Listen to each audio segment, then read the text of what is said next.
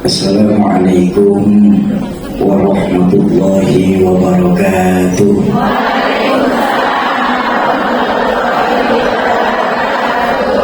Bismillahirrahmanirrahim. Walhamdulillah. Ya daimal fadli ala al-bariyah, ya basital yadayni bil atiyah, ya sahibal mawahibis saniyah, salli ala sayyidina Muhammadin khairal bariyah, waghfir lana ya dal ula fi hadhihi al-ashiyah. Amma ba'du, yang saya muliakan, yang sudah meninggalkan tempat ini terlebih dahulu, Al-Mukarram Buya Haji Muhaimin. Ada kakak saya dari kami, Mbak Rosida, Umi Wiji, yang saya muliakan, ibu-ibu, kakak-kakak saya, pahlawan devisa negara Indonesia, para calon penghuni surganya Allah yang dicintai Allah Subhanahu wa Ta'ala. Alhamdulillah, kita masuki sesi kedua hari ini dan meneruskan pelajaran kita tentang apa yang menyebabkan hati kita mati sampai doa belum dijawab sama Allah. Tapi sebelum saya lanjutkan, ada pengumuman infak yang tadi dikumpulkan dari kakak dan ibu. Dolar Hongkongnya sejumlah 7.403,20. Adapun rupiahnya 142.000 rupiah. Mudah-mudahan apapun yang kita keluarkan sebagai asbab, Allah gampangkan segala urusan kita, Allah luaskan lagi rezeki kita, Allah ijabah segala hajat-hajat kita. Ala hadhihi niyyah wa ala likulli niyatin salihah wa ila hadratin nabi al-fatihah. A'udzu billahi minasyaitonir rajim. Bismillahirrahmanirrahim. Alhamdulillahi rabbil alamin. Ar-Rahmanir-Rahim. Maliki yaumiddin. Iyyaka na'budu wa iyyaka nasta'in. Ihdinas siratal mustaqim. Siratal ladzina an'amta 'alaihim ghairil maghdubi 'alaihim waladdallin. Amin. Ibu, kakak, para calon penghuni surganya Allah, yang pertama tadi yang menyebabkan hati kita mati menurut Imam Hasan Al-Basri apa? Araftumullaha wa lam tu'addu haqquhu. Kita terlalu kenal sama Allah, tapi haknya Allah untuk disembah, kewajiban kita sebagai makhluk untuk menyembah, kadang-kadang nggak pernah kita laksanakan. Ayo di bulan Zulqa'dah ini kembalikan lagi nilai-nilai keimanan kita kepada Allah. Yang kedua, yang menyebabkan hati kita mati menurut Imam Hasan Al-Basri apa? Yang kedua, wa ta'kuluna rizqan minallah wa la tashkurulah. Kita nikmatin itu rezeki-rezeki yang Allah berikan kepada kita setiap saatnya, wala tashkurulah, tapi kita sering lupa untuk bersyukur atas apa yang sudah Allah berikan kepada diri kita. Ini termasuk yang menyebabkan hati kita di Hongkong mati sampai doa kita merasa belum dijawab sama Allah. Makanya dulu orang tua saya Rahmatul Abror Gizaduddin MZ pernah mengajarkan kepada kami, sungguh ada dua amaliyah, ada dua perbuatan, di mana dalam dua perbuatan ini nilai pahala dan timbangan dosa Allah nggak kasih tahu. Tapi justru kita di Hongkong ini sering terjebak dalam mengecilkan, menyepelekan, bahkan berani menyia-nyiakan dua amal ini. Padahal dua amalia ini nilai pahala dan timbangan dosa Allah nggak kasih tahu. Tapi kita sebagai muslim sering terjebak dalam berani melakukan, menyepelekan, bahkan berani menyia-nyiakan perbuatan ini. Apa itu Syafi? Pertama, amalia yang tidak ada timbangan pahalanya. Apa? Ramadan, puasa. Baru sebulan kemarin kita selesai melaksanakannya. Kak, Bu, saya minta maaf. Betapa Allah tidak pernah kasih tahu seberapa besar timbangan pahala Ramadan. Beda dengan ibadah-ibadah lain. Ibadah-ibadah lain kita sungguh-sungguh melakukannya. Kenapa? Karena timbangannya jelas. Salat, jelas timbangan salat. Apa timbangan salat? Berjamaah 27 kali lebih baik daripada salat sendiri. Makanya kita tadi selesai sesi pertama tuh mau sholat berjamaah. Kenapa? 27 kali lebih baik daripada sholat sendiri. Sedekah. Tadi saya bilang di pertama, man jaa bil hasanah falahu asyru amsalihha. Siapa yang melakukan satu kebajikan, Allah akan balas dengan 10 kali lipat. Satu berbalas 10. Makanya kita masih mau mengeluarkan harta di jalan Allah. Iya bukan? Haji, bicara haji, subhanallah. Pahala haji mabrur itu hebat sekali. Apa? Laisa jazaa'un illa jannah. Tidak ada yang namanya pahala haji mabrur balasannya kecuali langsung dimasukkan ke dalam surga. Bi ghairi hisab, enggak pakai ditanya-tanya lagi. Allah. Makanya kalau kita mau jujur, orang tua kita di Indonesia mau tuh ngeluarin duit yang gak sedikit, antri sekian tahun, begitu berangkat orang haji apa enak? Orang haji itu gak enak, apa aja harus antri. Makanya dalam Islam, maaf sekali saya ajak jalan-jalan dulu sebentar. Amin ya Allah. Dalam Islam menjadikan ibadah haji itu sebagai rukun yang terakhir. Kenapa? Karena dalam ibadah haji 3 ibadah jadi satu, namanya haji. Ibadah itu kan ada 3. Ada ibadah jismiyah, ibadah maliyah, ibadah badaniyah. Ibadah jismiyah itu ibadah niat, zikir, ya. Terus sedekah, banyak pelakuan, baca Quran, qaulan syadida, dengan mengucapkan tadi kalau kata Buya Muhaimin, dengan mengucapkan ucapan-ucapan yang baik, itu termasuk ibadah jismiyah. Lalu ibadah maliyah, sedekah, bangun masjid, bangun pesantren, santuni yatim, itu ibadah harta. Ada ibadah badaniyah, ibadah badan, ibadah gerak, sholat, kumpul-kumpul di pengajian, kan nggak mungkin lewat online kumpul-kumpul, betul? Nah, haji itu 3 ibadah jadi satu.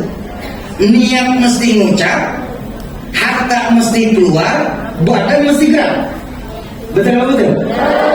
Syarat haji kalau kurang dari 3 ini belum tentu berangkat. Nih, duit punya, badan sehat, niat tidak ada. Mungkin ke Amerika, mungkin ke Mesir, mungkin juga ke Singapura kita bisa pulang pergi. Tapi ke Saudi, ke Mekah kita nggak akan sampai. Kenapa? Tidak ada niat. Niat kuat, badan sehat, duit nggak punya, selamat melamun. Bener-bener selamat melamun.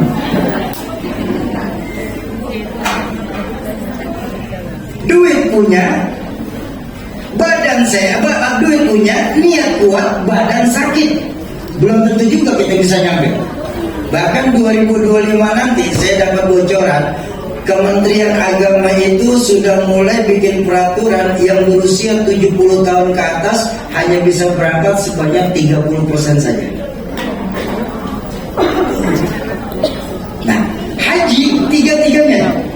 Yang niat ada, duit punya, badan sehat, berangkat. Makanya dijadikan ibadah paling akhir. Kenapa? Karena timbangannya hebat, langsung dimasukkan ke dalam surga, nggak pakai dihitung-hitung lagi.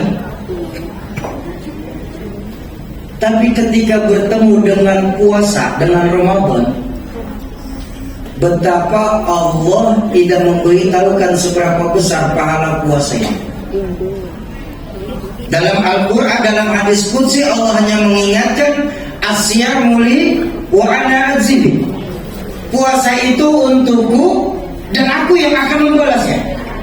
Ada nggak bicara timbangan pahala di dalam sini? Silahkan buka kitab fikih setebal apapun, Silahkan tanya sama guru yang jenggotnya ngeser sekalipun, bab pahala puasa, insya Allah nggak akan ketemu. Kenapa? Karena puasa itu untukku dan aku yang akan membalasnya. Bahkan maaf, ayat perintah puasa bunyinya apa? Ya ayyuhalladzina amanu kutiba alaikumus. Kenapa panggilan puasa ya ayyuhalladzina amanu? Kalau Ramadan cuma buat umat Islam saja, harusnya ayat yang turun cukup ya ayyuhal muslimun. Atau kalau puasa ini untuk semua manusia, karena baginda Nabi mengajarkan sumu tasihu, berpuasalah kamu maka kau akan sehat. Dengan berpuasa bikin sehat. Tapi kalau Ramadan untuk semua manusia, untuk semua agama, harusnya ayat yang turun ya ayyuhan nasu. Tapi kenapa ketika Ramadan ini ya ayyuhalladzina amanu? Karena Ramadan panggilan iman. Ya, orang beriman pasti Islam. Tapi orang Islam belum tentu beriman. Karena Muslim itu ada tiga kata orang tua saya dulu. Ada Muslim beneran, ada Muslim musiman, ada Muslim musingin. Ada tiga jenis Muslim. Muslim beneran, Muslim musiman, Muslim musingin. Muslim beneran mana? Nih yang insya Allah hadir di Masjid TSM. Semua Muslim beneran, amin. Kalau Muslim musiman bagaimana? Ya tergantung musim.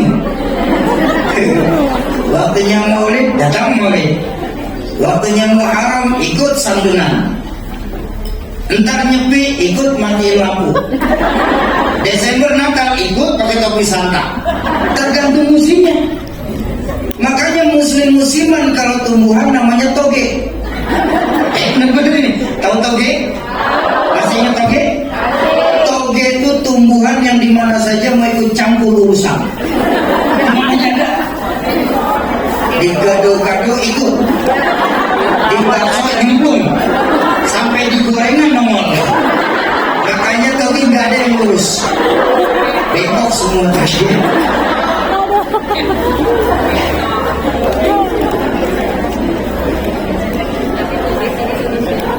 Itu Muslim musiman.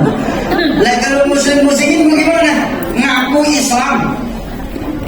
Orang tua mungkin bisa pergi ke tanah suci setiap tahun, tapi ketika agama Allah lagi dihina, Nabi lagi dicela, dilecehkan, kita nggak bisa berbuat apapun. Ini Muslim. Ini Muslim. Nah makanya Ramadan ketika bertemu dengan Ramadan, cara berpuasa kita nih di Hong Kong sudah dibaca sama Nabi hampir 15 abad yang lalu. Maaf sekali. Sampai Nabi sudah bisa canggah membaca bagaimana cara kita puasa di Hong Kong. Baginda Nabi mengingatkan, kamin soimin. Berapa banyak nanti umatku yang kerja di Hong Kong tuh, ketika masuk Ramadan tidak mendapatkan kebaikan apapun dari Ramadannya, illal ju' wal atas, kecuali cuma sebatas menahan lapar dan hausnya saja. Artinya apa? Puasa sih puasa, tapi ngomongin tetangga jalan terus. Ada yang begitu di sini.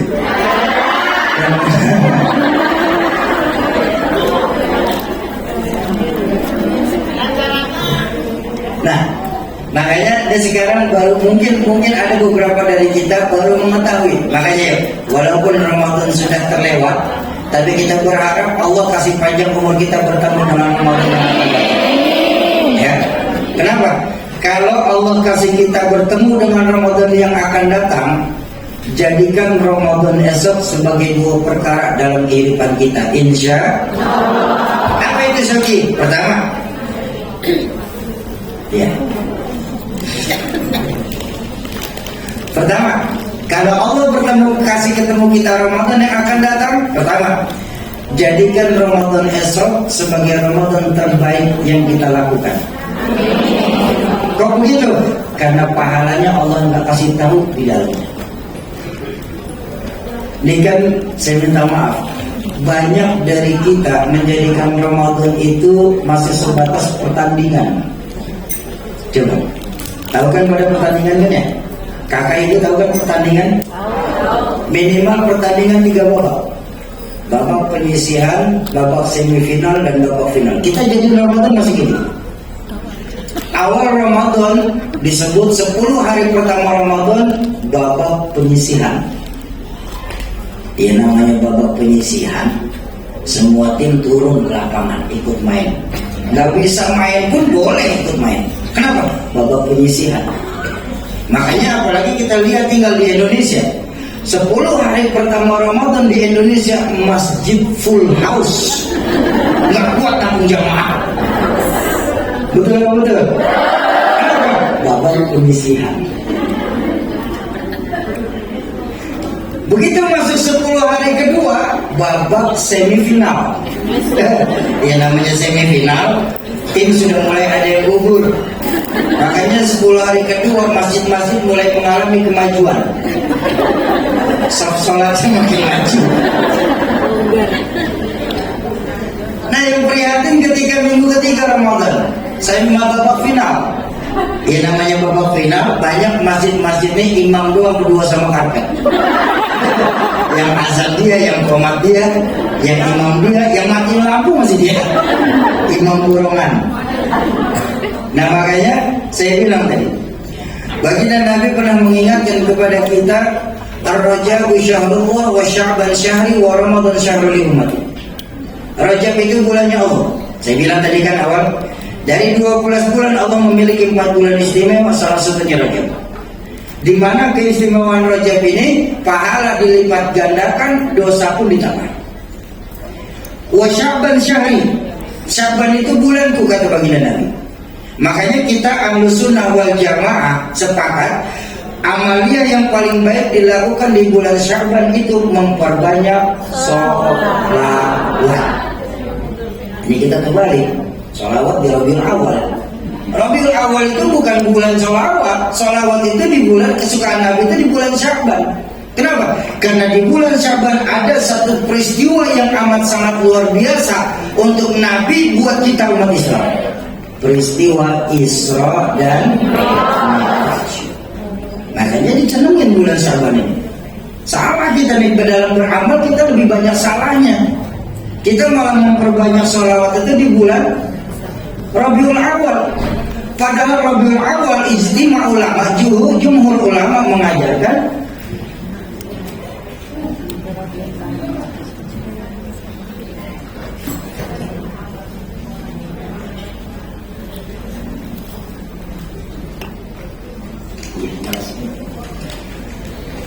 ya, insya Allah 5 menit lagi selesai.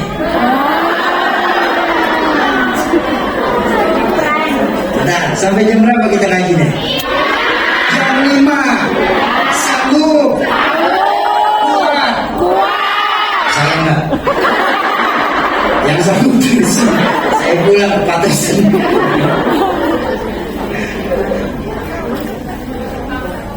Oh, jumpa Pak Prabowo. Oke. Mari biro.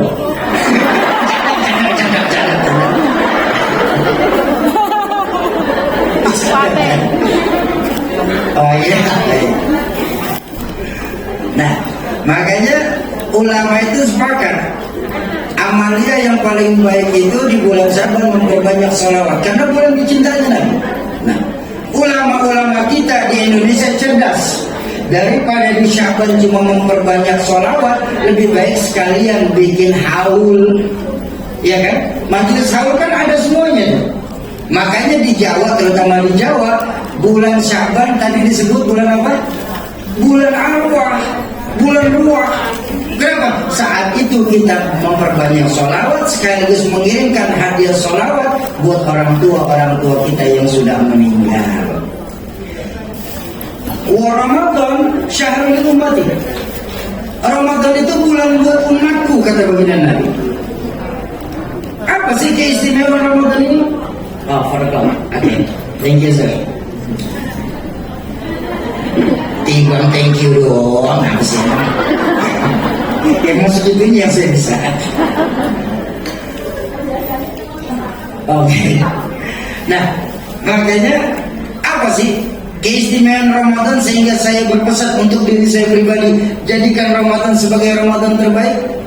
Karena di bulan Ramadan ini ya, semua amaliyah kita, tidak ada amaliyah apapun yang kita lakukan sedikit di Ramadan yang pahalanya tidak dilipat gandakan. Bahkan ada satu makalah mengajarkan tidurnya orang yang sedang berpuasa sama saja ibadah. Tuh. Tidurnya orang yang berpuasa sama saja ibadah. Tapi jangan mentang-mentang puasa tidur terus. Itu bukan ibadah, belajar mati.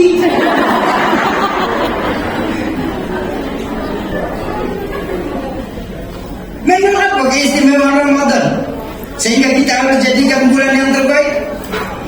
Baginda Nabi mengajarkan, seandainya saja saudara-saudara saya, umat-umat saya mengetahui keutamaan Ramadan, maka niscaya mereka akan meminta 1 tahun ini isinya Ramadan semua. Apa sih istimewanya Ramadan? Di bulan Ramadan kemarin seharusnya kalau kita sadar, di mana doa dijawab sama Allah, permintaan diberikan oleh Allah, dosa diampuni oleh Allah, taubat diterima oleh Allah, pintu surga dibuka lebar-lebar, pintu neraka ditutup rapat-rapat. Tidak ada bulan yang istimewa untuk umat Islam kecuali Ramadan. Zulqa'dah, Zulhijjah, Muharram, Sya'ban, Rajab. Itu memang pintu neraka, pintu surga dibuka karena Allah sedang berikan keberkahan buat kita. Tapi jangan lupa pintu nerakanya tidak ditutup. Makanya saya pesan tadi di awal, kalau masih senang berbuat dosa, hafalin 4 bulan ini. Kenapa? Cari dosanya yang kecil-kecil saja. Keluar dari masjid TST tukar sendal. Umpama. Kalau ntar kejadian kehilangan sendal, omongan saya mandi juga. Amalkan. Itu yang pertama ya. Jadikan kita sebagai Ramadan terbaik yang kita laksanakan, insya Allah. Yang kedua, dan ini pakai, kalau Allah kasih kita panjang umur bertemu dengan Ramadan yang akan datang. Yang kedua, jadikan Ramadan esok sebagai Ramadan terakhir yang kita lakukan. Kok begitu Syauki? Ada 2 alasannya. Kenapa saya bilang sebagai Ramadan terakhir? Pertama, alasan pertama, kenapa saya bilang jadikan Ramadan terakhir? Pertama, supaya timbul kekhusyuan kita dalam menikmati ibadah di bulan Ramadan itu. Bu, mana Bu?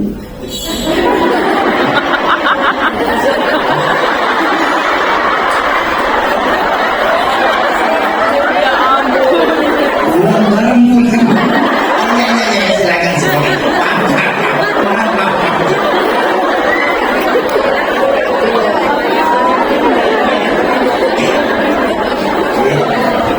Iya.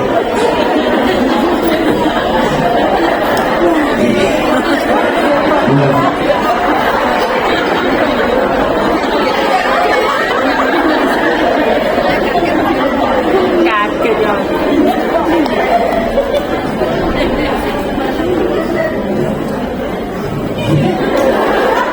Ya, besok pakai pempes besok. Jangan. Baik. Jangan dipermalukan. Yang pertama, ya, supaya timbul kekhusyuan kita dalam menikmati ibadah di bulan Ramadan. Yang kedua, dan ini yang terpenting, ya, kenapa saya bilang jadikan Ramadan besok sebagai Ramadan terakhir? Yang kedua, tidak ada satupun janji Allah, tidak ada satupun jaminan dari baginda Nabi kita akan diketemukan di Ramadan yang akan datang. Kok amin sih?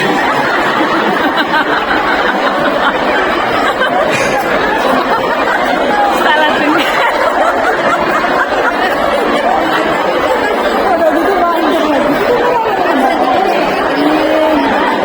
Ibu yang mau ibu.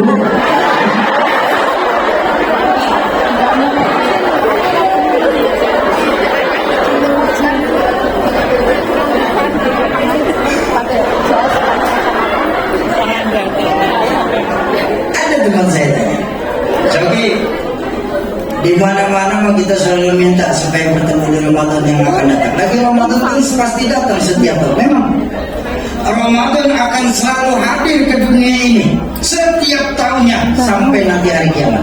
Ya.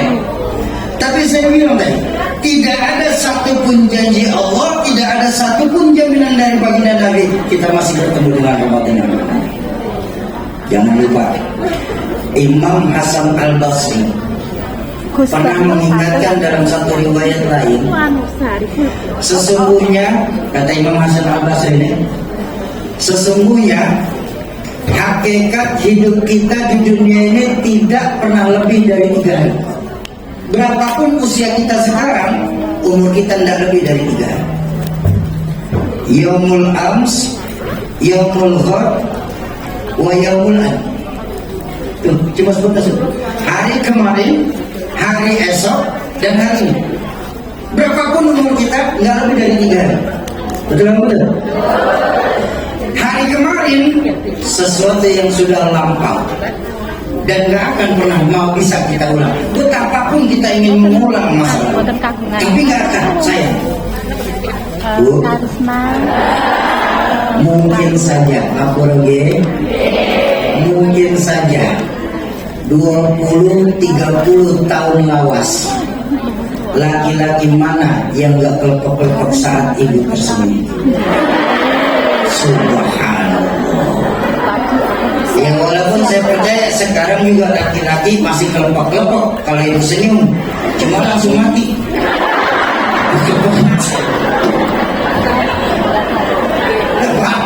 Sekali lagi saya minta maaf, tidak percaya.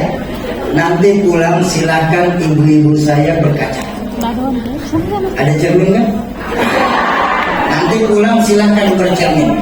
Tengok apa yang berubah dengan 30 tahun yang lalu sama sekarang. Bu, senyum ibu yang indah dengan gigi putih berseri. Sekarang satu demi satu mulai permisi.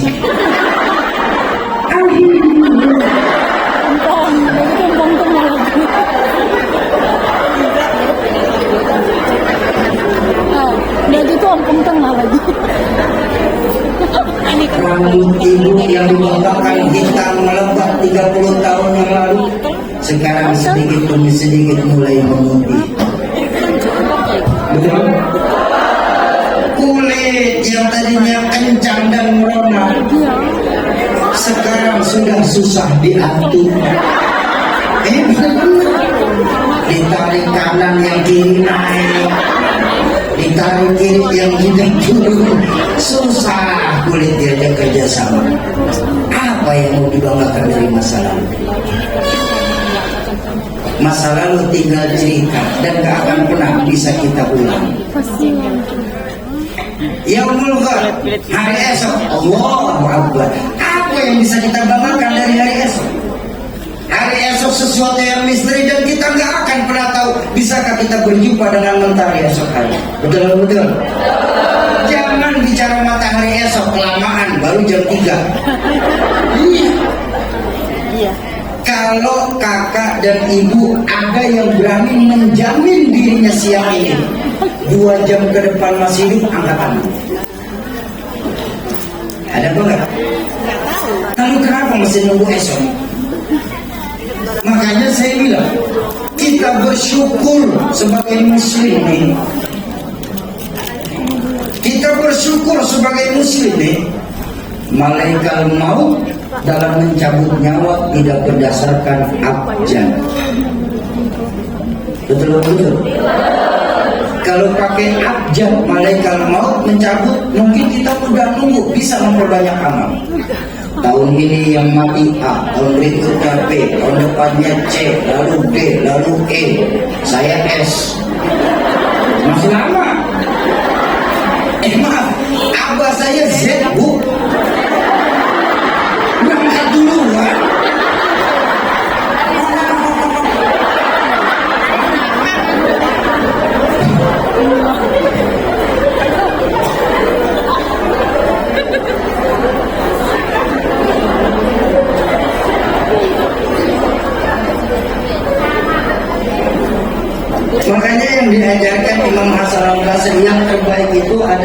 hari ini. Mumpung kita masih bisa bertemu dengan Ramadan, maka jadikan Ramadan esok sebagai Ramadan yang terbaik dan yang terakhir kita lakukan, insya. Maka ibu para bidadari surganya Allah yang dicintai Allah Subhanahu wa Ta'ala, itu yang pertama. Amalan yang tidak ada timbangan pahala, tapi kita sering terjebak dalam perbuatan sia-sia, yaitu Ramadan. Jadi, jadikan Ramadan esok sebagai dua perkara yang terbaik dan yang terakhir kita laksanakan, insya. Yang kedua, diajarkan oleh orang tua saya, Rahmatul Abrar Ghizaluddin MZ. Yang kedua, amalia yang tidak ada takaran dosa. Subhanallah, na'udzubillah, na'udzubillah. Kita ini di Hongkong sering terjebak dalam melakukannya, padahal amalia ini tidak ada timbangan dosanya. Apa itu? Kufur nikmat. Hati-hati nih, buat kakak, buat ibu, hati-hati. Betapa Allah gak pernah kasih tahu seberapa besar dosa kufur nikmat. Beda sama dosa-dosa lain. Dosa lain Allah kasih tahu timbangannya. Ini maaf, saya minta maaf. Zina itu Allah kasih tahu timbangan zina. Allah kasih tahu ancaman. Apa ancaman orang yang berzina? Orang yang sekali melakukan perbuatan zina, sungguh mereka yang melakukan sekali tersebut akan direbus dalam neraka selama 40 tahun lamanya. Belum selesai, jangan dulu, belum selesai. Kenapa? Karena perbandingan waktu antara dunia akhirat, 1 hari di sisi Allah, 1000 tahun di dunia. Baru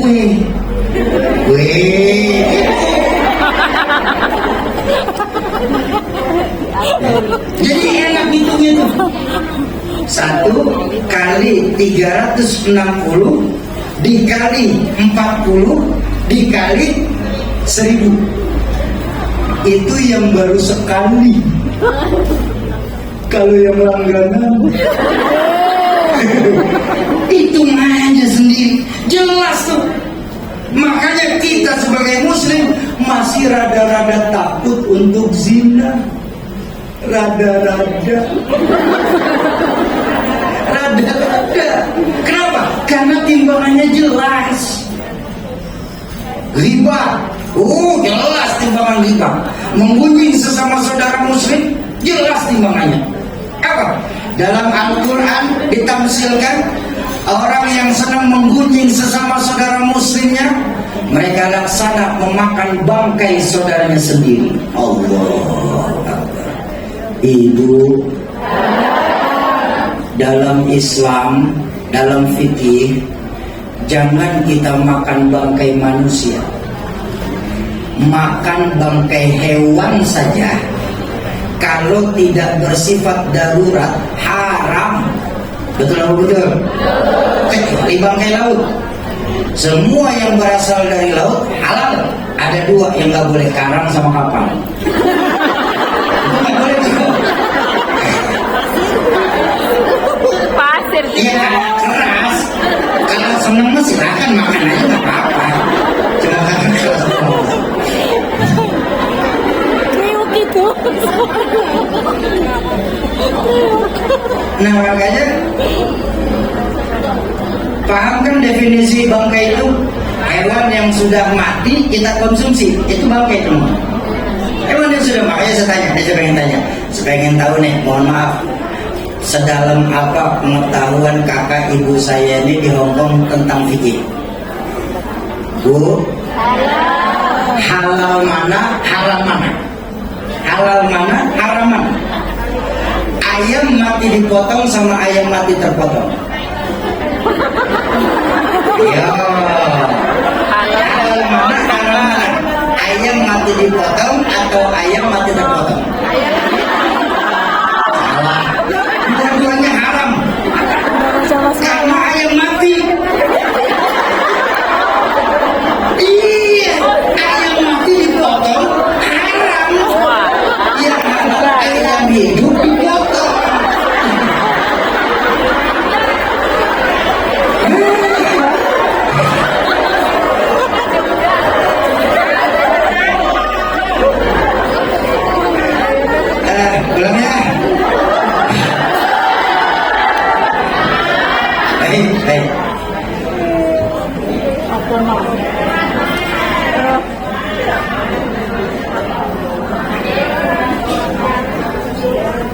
jelas hukumannya. Tapi ketika bicara kufur nikmat, Allah nggak kasih tahu seberapa besar dosa kufur nikmat. Karena dalam Al-Quran Allah hanya mengingatkan, la in syakartum la azidannakum, kalau kalian bersyukur aku akan tambah nikmat. Wa in kafartum, tapi apabila kalian kufur akan nikmat-nikmat yang aku berikan, pahlawan devisa negara, ingat baik-baik, inna azabi la syadid, sungguh azabku sangat pedih adanya. Allah nggak kasih tahu seberapa besar azab Allah tentang kufur nikmat ini. Apakah lebih hebat daripada zina, di mana zina 40 tahun kita direbus, atau jauh lebih ringan daripada ghibah yang ditafsirkan cuma laksana memakan bangkai saudaranya sendiri? Makanya saya mau tanya, Bu, dalam hidup kita ini lebih sering mana, syukur atau kufur? Yang berani jawab syukur, alhamdulillah. Yang berani bilang kufur, luar biasa. Yang jawab syukur, yakin banyak syukurnya. Ragu-ragu. Baik, mau tahu hitungannya? Karena Sayyidina Umar mengajarkan hasibu qabla an tuhasabu. Biasakan kita ngitung amal kita sendiri di dunia ini sebelum nanti Allah yang hitungnya. Kenapa? Kalau kita hitung amal kita sendiri, kalau masih ada yang kurang bisa kita tambah. Tapi ketika Allah yang sudah menghitungnya, tidak ada sedikit pun amal kita yang akan lolos dari hitungannya Allah. Dari 24 jam kita pecah secara rata menjadi 3 bagian. Waktu normal untuk bekerja menurut ilmu profesional itu 8 jam. Betul? Lebih dari 8 jam wajib kena lemburan. Iya kan? Bahkan kalau ibu di Indonesia, bahkan ngurusin rumah tangga saja lebih dari 8 jam pasti marah-marah sama suami sama anak. Karena Allah hanya maksimalkan kita untuk bekerja 8 jam. Waktu normal untuk beristirahat menurut ilmu profesional juga 8 jam. 8 jam untuk kerja, 8 jam untuk istirahat. Masih ada 8 jam terakhir. Maaf, jangan bicara kita banyak syukurnya. Mau impas saja, impas. Seharusnya 8 jam ini kan kita maksimalkan ibadah.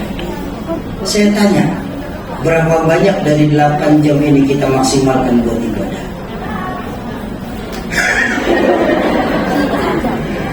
Makanya yang namanya nikmat itu baru terasa. Nikmat baru terasa ketika sudah mulai berkurang atau sudah hilang dari sekitar kita, baru kita terasa nikmat. Tapi ketika nikmat itu masih ada di tengah-tengah kita lupa kita tidak menjadikan itu sebagai nikmat. Kenapa? Sehingga kita lupa untuk bersyukur atas apa yang Allah berikan. Contoh saja yang terakhir. Ibu, kakak, kita baru bisa merasakan nikmatnya tidur saat mata kita tidak mau terpejam. Betul? Kita baru bisa merasakan nikmatnya makan saat usi kita sedang muntah.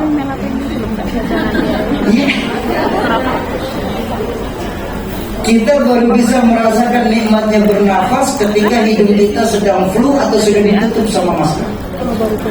Tapi maaf saya tanya lagi, ketika mata kita bisa terpejam dengan lega, hidung kita bisa bernafas dengan lega, mulut kita bisa mengunyah dengan nikmat, maaf, pernahkah kita bersyukur atas apa yang Allah berikan kepada kita?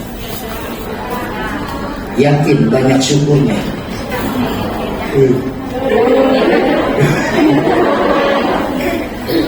Loh Sobi, terus caranya bagaimana Sobi supaya kita banyak bersyukur? Karena cuma 8 jam nih. Mudah. Bagaimana caranya? Pertama, jangan tinggalkan kewajiban kita sebagai muslim untuk beribadah kepada Allah. Yang kedua, dan ini yang terpenting, ini seringkali kita jadikan alasannya. Apa? Jadikan pola kerja kita mulai besok sebagai ibadah kepada Allah. Maka percayalah ketika itu sudah kita lakukan, maka insya Allah terpikir kita lebih banyak syukur daripada kufur. Ayo kita mulai nanti malam. Ketika semua kita naik ke tempat tidur masing-masing, sebelum kita terlelap, biasakan tanya sama hati yang sering lalai ini. Anggota tubuh yang paling sering lalai kepada Allah adalah hati. Sampai Nabi sendiri membuat doa khusus buat hati apa? Ya muqallibal qulub tsabbit qalbi ala dinik. Wahai zat yang membolak-balikan hati, tetapkan hati kami ini untuk agamamu.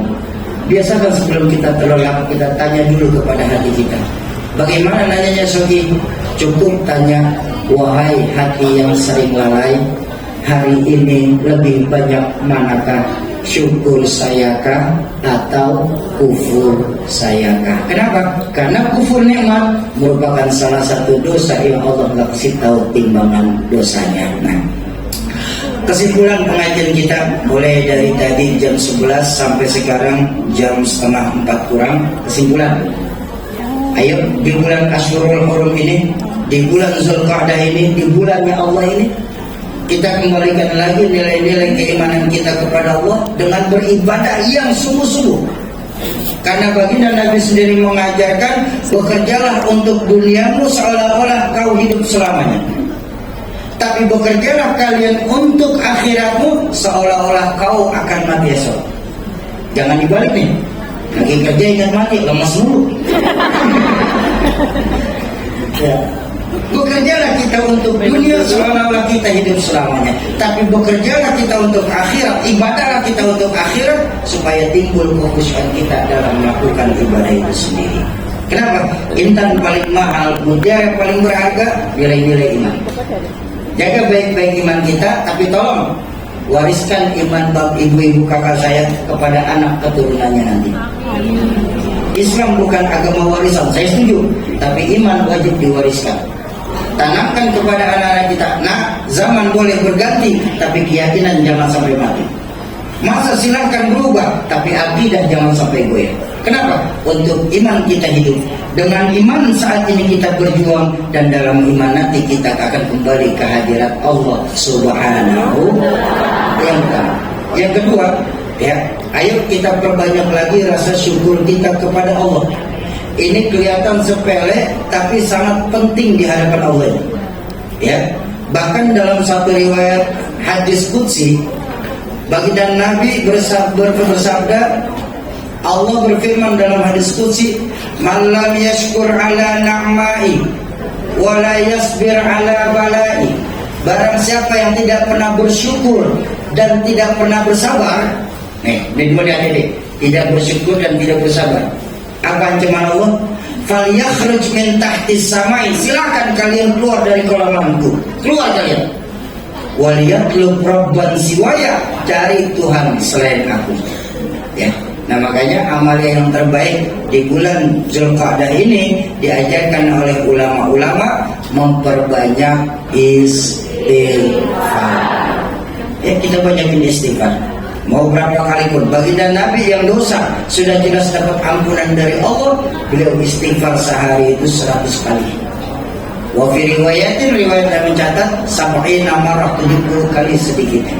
Mudah-mudahan dua tema ini dapat mempengaruhi dalam kehidupan kita, khususnya dari saya pribadi, dalam mengaruhi kehidupan di negara orang yang kita datangi sekarang ini. Terakhir, sama-sama kita baca suratul Fatihah. Kita tujukan Fatihah kita buat orang tua kita, guru-guru kita, keluarga, sahabat dan kerabat kita yang terlebih dahulu mendahulukan kita, khusus manijtama'a huna bisababin dulu satul khas al-walid Zaid bin MZ Umi Haji Siti Khalilah binti Haji Ayub. Semoga lewat Quran Fatihah yang kita bacakan, Allah ampuni segala dosa beliau-beliau, Allah lapangkan alam kubur beliau-beliau, Allah jadikan alam kubur beliau-beliau sebagai taman dari taman surga. Yang kedua, untuk kita semua, orang tua kita, guru-guru kita, keluarga, sahabat dan kerabat kita yang pada sore hari ini sedang kurang sehat, semoga lewat keberkahan ilmu, keberkahan Fatihah yang kita bacakan sebagai penyebab Allah angkat segala penyakitnya, Allah sehatkan kembali jasmaninya, Allah kumpulkan kumpulkan di tengah keluarga tanpa kurang satu apapun. Yang ketiga, untuk kita semua yang hadir di majelis ilmu sore hari ini, sebuah makalah mengajarkan majelis ilmu ay majelis yustajabu fihi doa. Majelis ilmu itu majelis tempat diangkatnya doa. Semoga lewat keberkahan dari majelis ilmu yang kita duduki, keberkahan Fatihah yang kita baca, keberkahan dari yang membawa berkah baginda Rasulullah Sallallahu Alaihi Wasallam, sebagai pertanda apabila ada yang sedang punya hajat, Allah percepat terkabul hajatnya, Allah gampangkan segala urusannya, Allah luaskan rezekinya, Allah mudahkan jalan usahanya. Lewat keberkahan ilmu Allah jadikan anak keturunannya anak keturunan soleh dan solehah, dan lewat keberkahan ilmu Allah jadikan rumah tangga yang sakinah mawaddah warahmah. Yang keempat, khusus untuk Adinda Naila Zamza Salsabila binti Nurahimah yang sedang belajar di pondok pesantren, semoga Allah mudahkan dalam menghafal Al-Quran dan hadis, dan semoga menjadi hafizah yang bermanfaat. Ala hadhihi niyah wa ala likulli niyatin salihah. Wa ila hadratin Nabi Mustafa Al-Fatihah. A'udzu billahi minasy syaithanir rajim. Bismillahirrahmanirrahim. Alhamdulillahi rabbil alamin. Ar-Rahmanir Rahim. Maliki yaumiddin. Iyyaka na'budu wa iyyaka nasta'in. Ihdinas siratal mustaqim. Siratal ladzina an'amta 'alaihim ghairil maghdubi 'alaihim. Amin. Astagfirullahaladzim, astagfirullahaladzim, astagfirullahaladzim. Bismillahirrahmanirrahim. Alhamdulillahirabbil alamin. Hamdan na'imin, hamdan syakirin, hamdan yuwafi ni'amahu wa yukafi'u mazida. Ya Rabbana lakal hamdu wa lakal syukru kama yanbaghi li jalali wajhika wa 'azimi sultanik. Allahumma ya daimal fadli 'alal bariyah, ya basital yadaini bil 'atiyah, ya sahibal mawahibis saniyah, shalli 'ala sayyidina Muhammadin khairal bariyah, waghfir lana ya dzal 'ula fi hadhihi al-'ashiyah. Allahumma ya muhawwil al-hawli wal ahwal, hawwil halana ila ahsanil hal. Ya mujamil wa la tuhammil, ya muyassir wa la tu'assir, yassir umurana wa la tu'assir alaina. Ya Allah ya Rahman ya Rahim ya Tawwab ya dzal jalali wal ikram. Rabbir lana wa li walidina warhamhum kama rabbawna shighara, wa li jami'il muslimina wal muslimat wal mu'minina wal mu'minat al-ahya'i minhum wal amwat, innaka sami'ud du'a. Allahumma ighfir li ummati sayyidina Muhammad, Allahumma arham ummata sayyidina Muhammad, Allahumma ansur ummata sayyidina Muhammad, Allahumma barik ummata sayyidina Muhammad, Allahumma aslih li ummati sayyidina Muhammad. Rabbana hab lana min azwajina wa dhurriyyatina qurrata a'yun waj'alna lil muttaqina imama. Rabbana atina min ladunka rahmatan wa hayyi lana min amrina rasyada. Rabbana zalamna anfusana wa illam taghfir lana wa tarhamna lanakunanna minal khasirin. Rabbana atina fid dunya hasanatan wa fil akhirati hasanatan wa qina adzabannar. Wa sallallahu ala sayyidina Muhammadin wa ala alihi wa sahbihi wa sallam. Subhana rabbika rabbil izzati amma yasifun wa salamun ala mursalin walhamdulillahi rabbil alamin. Kesimpulan untuk kita bawa pulang sudah. Terima kasih saya ucapkan kepada Ibu Ketua Majelis dari yang sudah membolehkan, juga kepada segenap panitia yang sudah membantu kami. Mudah-mudahan kita berjumpa lagi untuk kita lanjutkan pengajian kita nanti lagi, insya Allah. Karena masih ada 6 lagi, mudah-mudahan pertemuan selanjutnya kita teruskan pengajian ini. Jumpa lagi di lain kesempatan. Mohon maaf apabila ada kesalahan ucapan maupun tingkah laku selama kami hadir di masjid tercinta ini. Usikum wa nafsi bitaqwallah. Assalamualaikum warahmatullahi wabarakatuh.